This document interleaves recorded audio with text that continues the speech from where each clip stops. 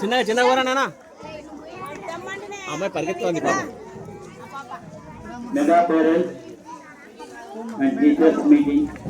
తెచ్చింది మేడం, అమ్మాయి తెచ్చింది. అమ్మాయి రమ్మని గ్రామ పెద్దలకు విద్యార్థుల యొక్క తల్లిదండ్రులకు కూడా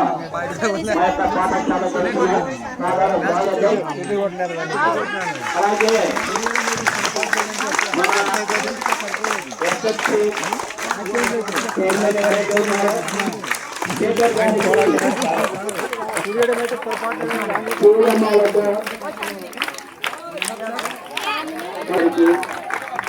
అలాగే రమారెడ్డి గారికి మా ప్రధాన ఉపాధ్యాయుని మా యొక్క విద్యార్థుల యొక్క సహకార భూముల మధ్య మిమ్మల్ని సాధారణంగా ఆహ్వానిస్తున్నాము.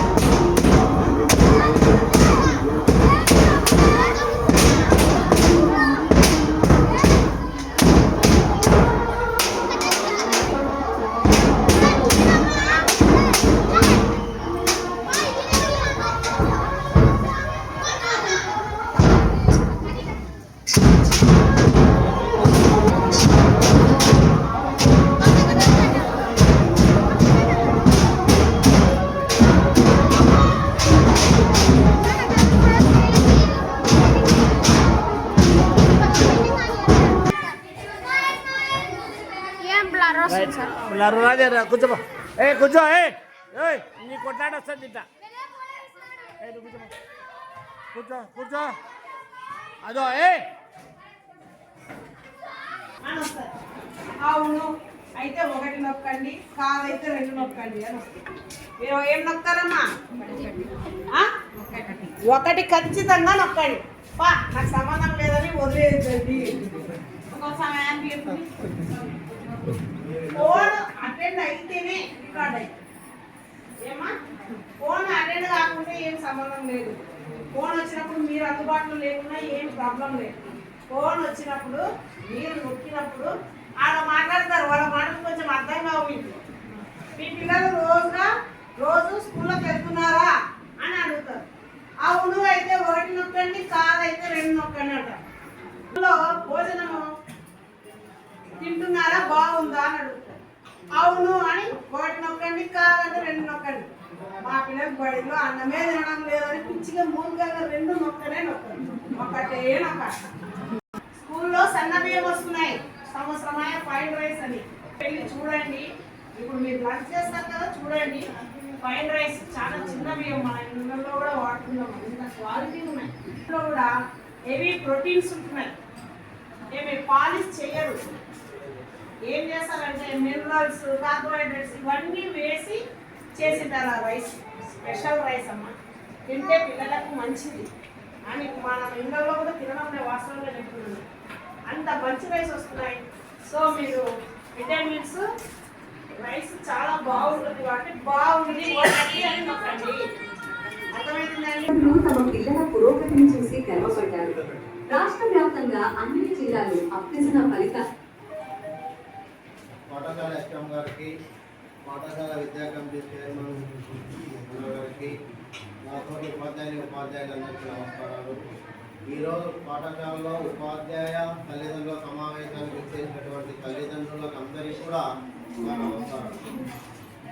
ఈరోజు ఈ స్కూల్లో నేను మ్యాథ్స్ తీసుకున్నాను. ముఖ్యంగా ఏమంటే మీరు పిల్లల్ని ఇంటి దగ్గర శ్రద్ధ వహించాలి. మా పిల్లల మీద బడికి పోతున్నారు మా పిల్లలు, వాళ్ళే చూసుకుంటారులే అని ఎవరు మీరు మీరు వాళ్ళ మీద శ్రద్ధ పెట్టాలి. ఇప్పుడు ఈ 3 రోజుల నుంచి మీ పిల్లలంతా కూడా మాకు సెల్ ఫోన్ కావాలో సార్లు చెప్పారని మీరు ఎక్కడ అన్నారు. వాళ్ళ ఆయన ఎక్కడుంటే మాకు ఓటీపీ చెప్పండి అని. ఇప్పుడు కొత్తగా మన ప్రభుత్వం వాళ్ళు ఇప్పటివరకు మేడం చెప్పారు, లీప్ యాప్ అని ఒక ఓపెన్ చేస్తున్నారు. ఆ లీప్ యాప్లో మీ పిల్లోని యొక్క పాఠశాల పరిస్థితి మొత్తం ఉంటుంది.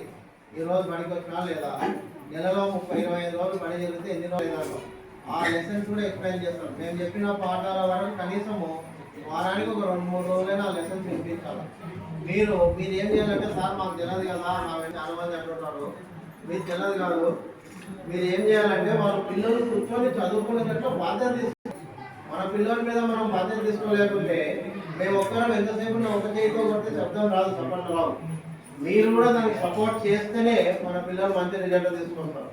ఇక్కడ ఏమైతుందంటే పిల్లలు సక్రమంగా పాఠశాలకి రావడం లేదు. ఫస్ట్ పాయింట్, కొంతమంది పిల్లలు వస్తున్నారు, బట్ చాలా మంది పిల్లలు ఆబ్సెంట్ అవ్వాలి. అవన్నీ ఉంటాయి కాబట్టి తిరిగి చెప్పడం కుదరదు. కాబట్టి పిల్లల్ని మీరు సాధ్యమైనంత వరకు మీ పనులకు కూడా వాడకూడదు. పెళ్ళిళ్ళకి పోతే వారాలు పోతారు. అట్లే ఏదో 1 రోజు 2 రోజులు పెళ్ళి పోవాలా, 1 రోజు 2 రోజులు చూసుకొని పిల్లల్ని బడికి పంపించాలా, మనం చూసుకోవచ్చు పెళ్ళిళ్ళు. ఇప్పుడు ఏమవుతుందంటే ఆ సబ్జెక్టు వాడు ఏదైతే ఈరోజు చదవలేడో రేపటికి ఇంకా ఎక్కువైపోతుంది. అది ఇప్పుడు మన ఇంట్లో పని కూడా 2 రోజులు బయటకు పోతే ఏమవుతుంది, ఇంట్లో పని అంతా పెరగబోతుంది. వచ్చి చేయాలంటే మనకు కూడా మనసు ఒప్పదు, ఇంత పని ఎప్పుడు చేసుకోవాలేమో అని. వాడు ఏమవుతుందంటే పిల్లోడు చదవకుండా ఆ చదువునంత తిరుగుతున్నాడు అనుకోండి, ఆ పని ఇంట్లో ఉండేది తల్లే కాబట్టి మీరు ఎక్కువ మా పిల్లోడు నా మాట అయినాడు సార్, మా పని చేస్తాను అని. మనం ఇప్పుడు వాడిని కంట్రోల్ చేస్తేనే రేపు వదిలిన వాడి భవిష్యత్తు బాగుంటుంది. ఇది చాలా వాస్తవం కూడా. ఇంకో విషయం ఏమంటే, మనకి ఈ మధ్య కాలంలో అందరికీ తల్లికి వందనం 13,000 రూపాయలు పడినాయి కదమ్మా అందరికి.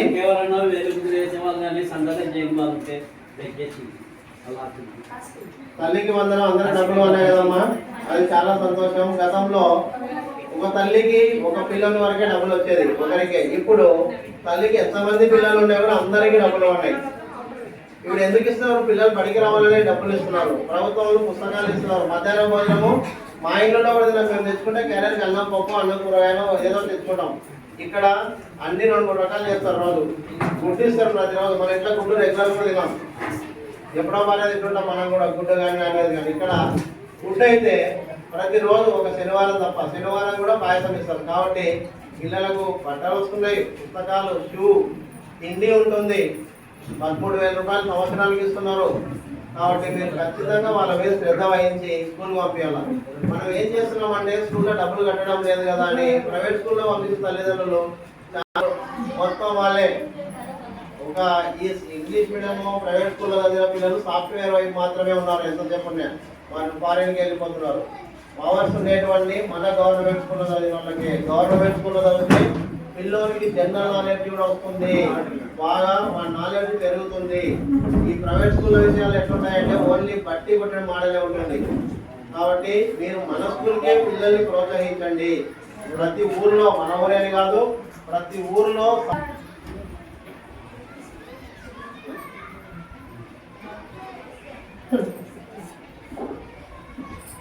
కేవలం 2 నిమిషాలతోటి ఇక్కడ కార్యక్రమం అవుతుంది. ఆ తర్వాత మీ పిల్లలు ఉన్నటువంటి తరగతి గదిలో మీరు మీ పిల్లలతో పాటు కూర్చుంటే తల్లికి వందనం కార్యక్రమం అంటే వారి యొక్క తల్లులకు నీ యొక్క పిల్లల చేత పాదాభివందనం.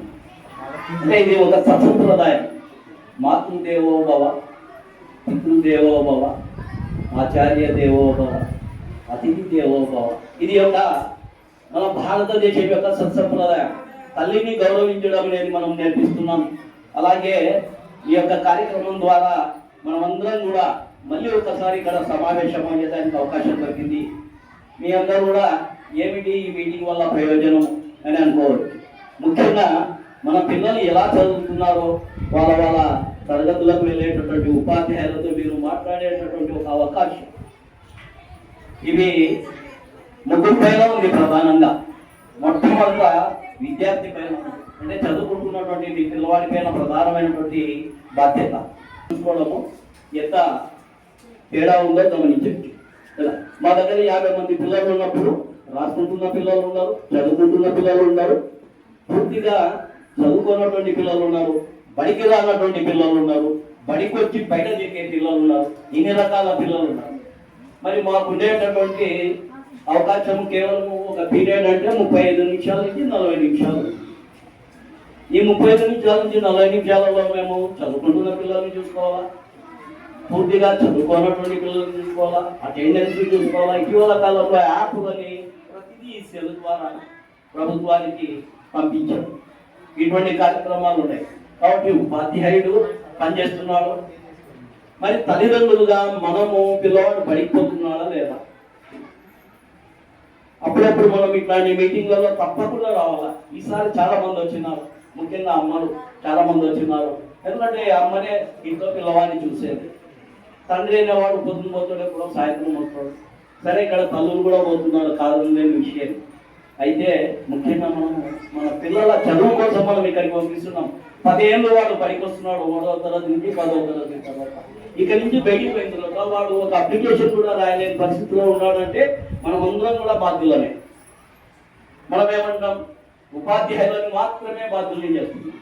ఒక 40 నిమిషాలలో ఉపాధ్యాయుడు ఎంతవరకు చెప్తాడో అంతవరకు చెప్తాడు. ఇక్కడ ఉన్నటువంటి ఉపాధ్యాయులందరూ కూడా మంచి అర్హతలు కలిగినటువంటి, మంచి సామర్థ్యం ఉన్నటువంటి, మంచి కృషి చేసేటటువంటి ఉపాధ్యాయులు. తరగతి గదికి వచ్చిన తర్వాత మేము ఆ పీరియడ్ లో 1 నిమిషం ఊరికే ఉన్నాం. 50 మంది పిల్లలతో మేము ఊరుకుంటే పిల్లలు అరుస్తాం. కాబట్టి మేము పనిచేస్తూనే ఉంటాం. దయచేసి మేము పనిచేసేది మీరు గుర్తించి మా పనికి మీ సహకారం ఉండాలి. మీరు ఇంటి దగ్గర కనీసం మేము చదువుకోలేదు సార్, వాళ్ళు ఏం చదువుతున్నారో తెలియదు సార్ అంటే వాళ్ళు రాసుకుంటున్నారా లేదా? కొట్టి రాయడమే జరుగుతుంది, అది మాత్రమే సరిపోదు. వచ్చినప్పటి నుంచి 5 నుంచి 7:30 వరకు రాసుకుంటూనే ఉన్నాడు. వాడు చదువుతున్నారు, చదువుకుంటేనే దానికి పరిపూర్ణత. హోంవర్క్ ఇస్తున్నారు, రాసుకుంటున్నారు, హాయిగా నిద్రపోతున్నారు, లేదా ఒక గంట సెలవు తీసుకున్నారు. సెల్లు అనేది మేము పెట్టినటువంటి ఏవైనా పిల్లలకు ఉపయోగపడేవి మీ ఫోన్లోకి వచ్చినప్పుడు మీరే ఇవ్వండి వాళ్ళకి. ఇంకొకటి 9, 10వ తరగతి విద్యార్థుల్ని ఖచ్చితంగా మీరు మీ వెంట పొలాల్లో తీసుకుపోతండి. చాలా మంది ఆదివారం కదా సార్, శనివారం కదా సార్, సెకండ్ సాటర్డే కదా సార్, సెలవు కదా సార్ అంటే ఈరోజు మనము వాళ్ళ పైన ఒక 200 కూలీ కోసమో, ఒక 300 రూపాయల కూలీ కోసమో మనము బడి నుంచి పొలానికి మనం వాళ్ళని తీసుకుపోతున్నాం. మేము ఆ చెయ్యి ఆడే వాళ్ళకు తగినంత పని చెప్తాం. రాసుకునే పని కావచ్చు, చదువుకునే పని కావచ్చు, నేర్చుకునే పని కావచ్చు. పిల్లవాడికి బోలెడంత పని ఉంది. నిజమైన విద్యార్థి చదువుతూ పోతే 24 గంటలు సరిపోవు. మా సిలబస్ అట్లా ఉంది. ఒక లెక్కలు తీసుకున్నా, ఒక సైన్స్ తీసుకున్నా ఆ పుస్తకం ఇందులో ఉంటుంది. పిల్లవాడు 20 కేజీలు అయితే వాడి బ్యాగ్ 30 కేజీలు ఉంది. మనం చూస్తున్నాం కొత్త బ్యాగులు చిరిగిపోతున్నాయి, ఆ బరువు తట్టుకోలేక. మరి అంత పుస్తకాన్ని వాడు చదవాలంటే మనం ఇంట్లో పనులు చేస్తుంటాయి కదా, మనం త్యాగం చేయాలి. ఇప్పుడు త్యాగం చేస్తే మీ పిల్లవాడు కాలేజీకి వచ్చిన రోజుల్లో కొన్ని వేల రూపాయలు మీకు మిగులుస్తారు. చాలా కాలేజీలు మన స్కూల్కి వస్తాయి. 500 దాటిన పిల్లవాళ్ళందరికీ మేము ఫీజు కన్సెషన్ ఇస్తాం, హాస్టల్లో కన్సెషన్ ఇస్తామని. ఇప్పుడు మనం 200 రూపాయల కోసం ఆలోచిస్తే వారికి ఆ రోజుల్లో మనం 20-30 వేల రూపాయలు మనం పొదుపు చేసిన వాళ్ళం అవుతాం. ఇప్పుడు ఇక్కడ బాగా చదివిన పిల్లవాళ్ళు మంచి కాలేజీలో మంచి గ్రూప్ లో సీట్ వస్తుంది. మంచి కాలేజీలో మంచి గ్రూప్ లో సీట్ వచ్చిందంటే వాడు ఎప్పటికైనా కానీ సామర్థ్యం ఉన్నవారే. ఒక ప్రభుత్వ ఉద్యోగమే కాదు, ప్రైవేటు స్కూళ్ళలో ప్రైవేట్